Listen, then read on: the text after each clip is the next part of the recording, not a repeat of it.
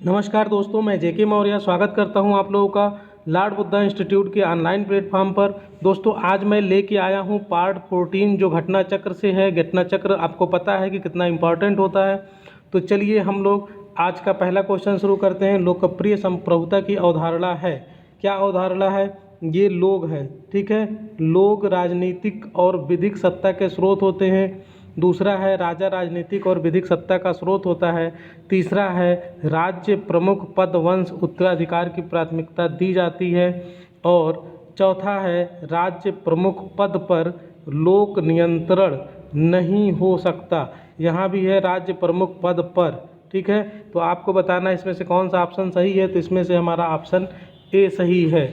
लोकप्रिय संप्रभुता में संप्रभुता का वास लोगों को माना गया है, ठीक है। इस प्रभुता का प्रयोग अलग अलग नागरिकों के रूप में तथा सामूहिक स्तर पर जन संप्रभुता के रूप में किया जाता है। तो संप्रभु शक्ति कहाँ होती है? जनता में निहित होने के कारण लोग राजनीतिक और विधिक सत्ता के स्रोत होते हैं। तो ये इसलिए हमारा पहला सही हो जाएगा। सेकेंड क्वेश्चन है, रूसो लाक से पूर्णतः प्रभावित है। किस बात के लिए पूर्णतः प्रभावित है? तो ऑप्शन है प्राकृतिक अधिकारों के विचार से। दूसरा है समूहों की संप्रभुता के सिद्धांत से। तीसरा है प्राकृतिक अधिकारों के सिद्धांत से। और चौथा है उपयुक्त सभी से। तो इसमें हमारा जो ऑप्शन सही है वो सी वाला सही है।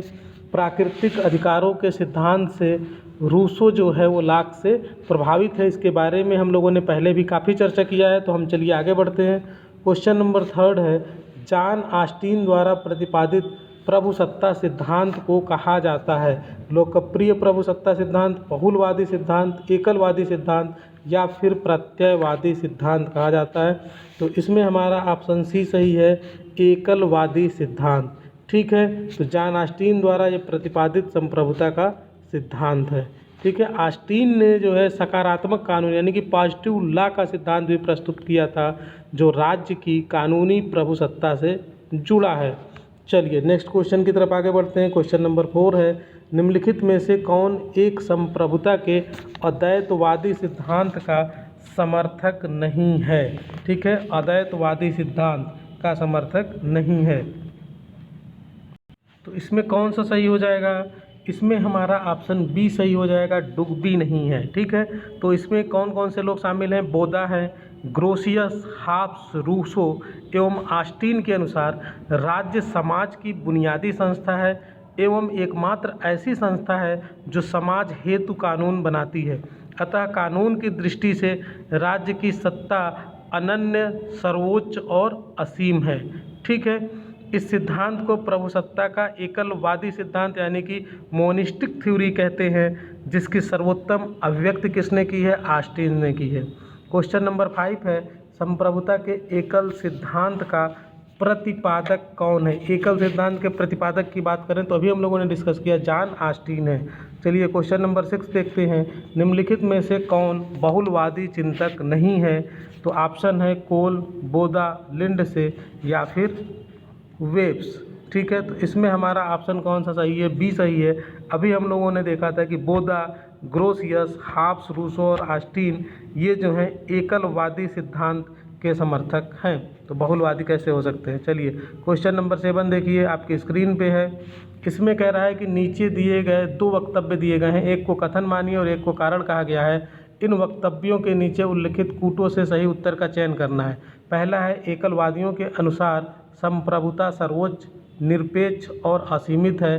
कारण बताया है कि प्रत्येक संपूर्ण अथवा स्वतंत्र राज्य में एक अंतिम सत्ता जिसके विरुद्ध अपील नहीं हो सकती है।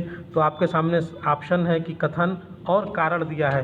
तो इस ऑप्शन को देखिए और इसका आप लोग आंसर जल्दी से बता दीजिए। तो इसमें हमारा ऑप्शन ए सही हो जाएगा। इट मीन्स कि ए भी सही है, ए भी सही है और जो इसका तर्क दिया गया है, जो कारण दिया गया है वो भी बिल्कुल सही है, जो अभी हम लोगों ने इनके पहले के क्वेश्चंस में अच्छे से समझ लिया। तो एकलवादियों के अनुसार जो है संप्रभुता सर्वोच्च है, निरपेक्ष है और असीमित है। और ऐसा क्यों है? कारण क्या है कि प्रत्येक संपूर्ण अथवा स्वतंत्र राज्य में एक अंतिम सत्ता जिसके विरुद्ध अपील नहीं की जा सकती। और चलिए नेक्स्ट क्वेश्चन है, इनमें से किसने विधि के शासन के सिद्धांत को प्रतिपादित किया है। तो विधि के सिद्धांत की अगर बात करें तो ऑप्शन कौन सा है, डायसी, लास्की, ऑस्टिन या फिर बोधा। तो इसमें हमारा ऑप्शन ए सही है। डायसी को याद रखिएगा, डायसी को याद रखिएगा, विख्यात ब्रिटिश न्यायवेत्ता हैं डायसी।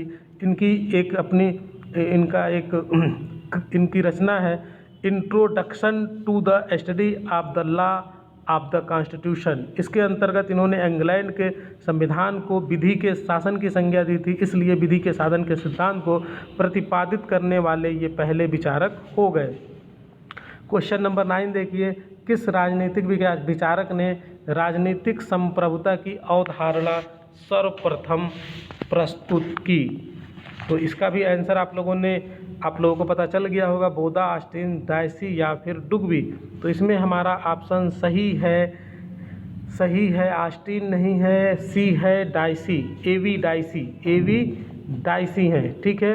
तो एवी जो डायसी है, इनके अनुसार लोकतंत्रीय शासन प्रणाली वाले देशों में कानूनी दृष्टि से संप्रभुता संसद के हाथों में रहती है, किंतु राजनीतिक दृष्टि से प्रभुसत्ता का सूत्र सर्वसाधारण के हाथों में रहता है, क्योंकि कानूनी प्रभुसत्ताधारी सर्वसाधारण की इच्छा का प्रतिनिधित्व करता है, ठीक है। और इन्हीं के द्वारा चुन के जाते हैं, उन्हीं का प्रतिनिधित्व करते हैं। तो इसलिए इनको जो है डायसी को एक ऐसे राजनीतिक विचारक हैं जिन्होंने संप्रभुता की सर्वप्रथम धारणा प्रस्तुत की है। तो आप लोग कंफ्यूज मत होइएगा ऑस्टिन में और डायसी में, डायसी ने सबसे पहले दिया था।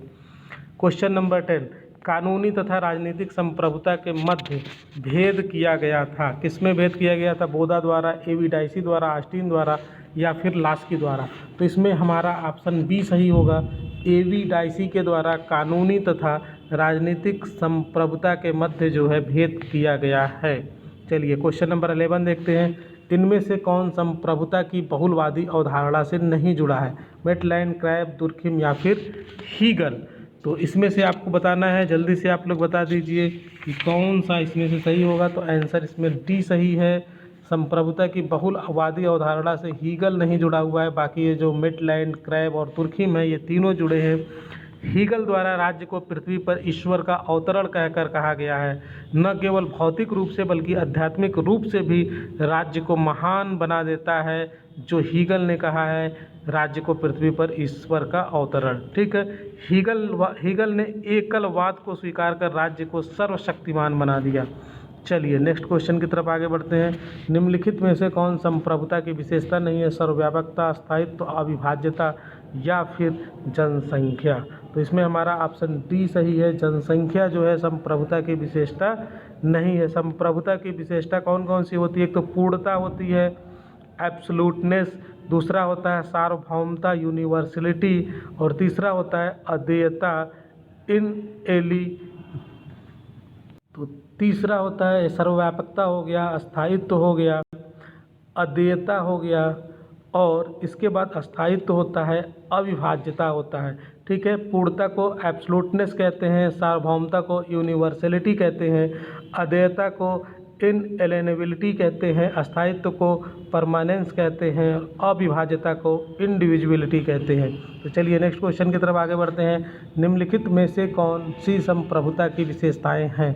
अस्थायित्व या फिर सार्वभौमिकता, ये आपको बताना है। तो इसमें से कौन सा सही हो जाएगा? अभी हम लोगों ने इसके पहले वाले क्वेश्चन में डिस्कस कर लिया है। तो इसमें हमारा ऑप्शन सी, दोनों ये अस्थायित्व भी है, सार्वभौमिकता भी है, ठीक है। तो कुल 5 थे, इसमें से 2 ये हैं, बाकी हमने पहले डिस्कस कर लिया है। चलिए क्वेश्चन नंबर 14 देखिए, कौन सा सिद्धांत एकत्ववादी संप्रभुता विरोधी है? एकत्ववादी संप्रभुता विरोधी है समाजवाद, बहुलवाद, व्यक्तिवाद या फिर उदारवाद। तो इसमें हमारा ऑप्शन बी सही है, जो बहुलवाद है वो एकत्ववादी संप्रभुता विरोधी है, ठीक है। प्रभुसत्ता के एकत्ववादी या एकलवादी सिद्धांत के अनुसार क्या होता है कि प्रभुसत्ता राज्य का सारभूत और अनिवार्य लक्षण है, इसके बिना कोई समाज राज्य का रूप धारण नहीं कर सकता है। जबकि बहुलवादी जो है, प्लुरलिस्ट जो हैं, इनकी विचारधारा के अनुसार राज्य की रचना हेतु प्रभुसत्ता अनिवार्य नहीं है। तो चलिए अब नेक्स्ट क्वेश्चन की तरफ आगे बढ़ते हैं। बहुलवादी विश्वास करते हैं। बहुलवादी किसमें विश्वास करते हैं? ऑप्शन है कानूनी संप्रभुता में, राजनीतिक संप्रभुता में, नाम मात्र के संप्रभुता में, या फिर निरंकुश संप्रभुता में। तो इसके पहले वाले का ऑप्शन देख के, डिस्क्रिप्शन देख के आप समझ गए होंगे कि इसका आंसर क्या होने वाला है। तो इसका आंसर सी सही है, ये नाम मात्र की संप्रभुता में विश्वास करते हैं। ठीक है, जो संप्रभुतावादी हैं उनके अगेंस्ट में। चलिए नेक्स्ट क्वेश्चन की तरफ आगे बढ़ते हैं। क्वेश्चन नंबर 16 है, बहुलवादी पक्ष में है। बहुलवादी किस पक्ष में है? राज्य को समाप्त करने के, राज्य विहीन समाज के, राज्य की शक्तियों को कम करने के, राज्य की शक्तियों को और बढ़ाने के लिए। तो अभी हम लोगों ने पहले देखा, तो जो बहुलवादी हैं वो राज्य की शक्तियों को कम करने के पक्ष में हैं। चलिए क्वेश्चन नंबर 17 देख लीजिए, निम्न में से कौन से विचारकों का समूह बहुलवाद से संबंधित है? तो आप थोड़ा सा ध्यान रखिएगा कि बहुलवाद के अंतर्गत कौन कौन है, इसके समर्थक कौन है, और एकत्ववादी संप्रभुता के समर्थक कौन कौन से हैं। तो इसमें हमारा जो ऑप्शन है अरस्तु, हीगल, डायसी, बार्कर, लास्की, कैब, रूसो, मैकाइवर, हीगल। तो हीगल जहाँ भी है उसको आप काट दीजिए क्योंकि ये तो हो ही नहीं सकता है। तो कौन सा होगा, कौन सा होगा? तो इसमें हमारा ऑप्शन सही होगा बी वाला। ठीक है, बार्कर, लास्की और कैब ये जो हैं बहुलवाद से संबंधित हैं। और इसके पहले अगर ऑस्टिन की बात करें तो ऑस्टिन और बोदा ये भी क्या है, ये आपके एकलवाद से संबंधित हैं। तो ये भी कट ही जाएगा, तो यही आपका बचेगा। चलिए क्वेश्चन नंबर 18 देख लीजिए, अनेकवादी। अनेकवादी कहें या बहुलवादी कहें एक ही बात है। अनेकवादी इसमें विश्वास करते हैं, किसमें विश्वास करते हैं? कानूनी अधिसत्ता में, राजनीतिक अधिसत्ता में, सांकेतिक अधिसत्ता में, या संपूर्ण अधिसत्ता में। तो इसमें क्या हो जाएगा? सांकेतिक अधिसत्ता, यानी कि राज्य को वो कम शक्तिशाली बनाना चाहते हैं, राज्य को पूरी तरह से संप्रभु नहीं बनाना चाहते हैं। क्वेश्चन नंबर 19, ऑस्टिन की प्रभुता के सिद्धांत का सर्वाधिक महत्वपूर्ण निर्धारक तत्व है। कौन सा सर्वाधिक महत्वपूर्ण निर्धारक तत्व है? या निरंकुश है, विभाज्य है, निरंकुश है, या फिर व्यक्ति को विद्रोह करने का अधिकार है। ये जो सी वाला है इसको निरंकुश नहीं है कर लीजिए क्योंकि ये दोनों सेम हो जाएगा। तो इसमें हमारा कौन सा ऑप्शन सही है? ए वाला सही है। ऑस्टिन की प्रभुता के सिद्धांत का सर्वाधिक महत्वपूर्ण निर्धारक तत्व तो ये है कि यह क्या है? निरंकुश है। ठीक है, इनकी एक कीर्ति है लेक्चर्स ऑन ज्यूरिप्रूडेंस। इसमें ऑस्टिन ने माना है कि कानून की प्रामाणिकता के लिए राज्य की निरंकुश शक्ति को स्वीकार करना होगा। यदि कानून के पीछे दंड की शक्ति नहीं होगी तो वह नागरिक समाज में प्रभावशाली भूमिका नहीं निभा पाएगा। चलिए नेक्स्ट क्वेश्चन 20 नंबर का क्वेश्चन है और ये लास्ट क्वेश्चन है आज का। निम्नलिखित में से कौन एक बहुलवादी है? ठीक है, तो ऑप्शन है आपके सामने David Easton, Gabriel Almond, Robert Dahl या फिर अरस्तु। तो इसमें हमारा ऑप्शन सी सही है, रॉबर्ट डहल। रॉबर्ट डहल की एक पुस्तक है अ प्रीफेस टू डेमोक्रेटिक थ्योरी। ठीक है, पोलियार्की, इसमें जो है इन्होंने लोकतंत्र के बहुलवादी स्वरूप को प्रस्तुत किया है। तो इसमें कौन बहुलवादी है? रॉबर्ट डहल है। इनकी पुस्तक का नाम भी याद रखिए, अ प्रीफेस टू डेमोक्रेटिक थ्योरी, पोलियार्की। ठीक है, चलिए तो आज का हमारा ये सेशन यहीं फिनिश होता है। फिर से हम मिलेंगे कल और इसके आगे जो हमारा 15 पार्ट होगा उसको हम लोग डिस्कस करेंगे। तो आप लोग रेडी रहिएगा कल के लिए। थैंक यू गाइस इस वीडियो को पूरा देखने के लिए। फिर से मिलते हैं नेक्स्ट क्लास में। इसी तरह से आप पढ़ाई करते रहिए और अपना सिलेक्शन लेते रहिए। Thank you for watching.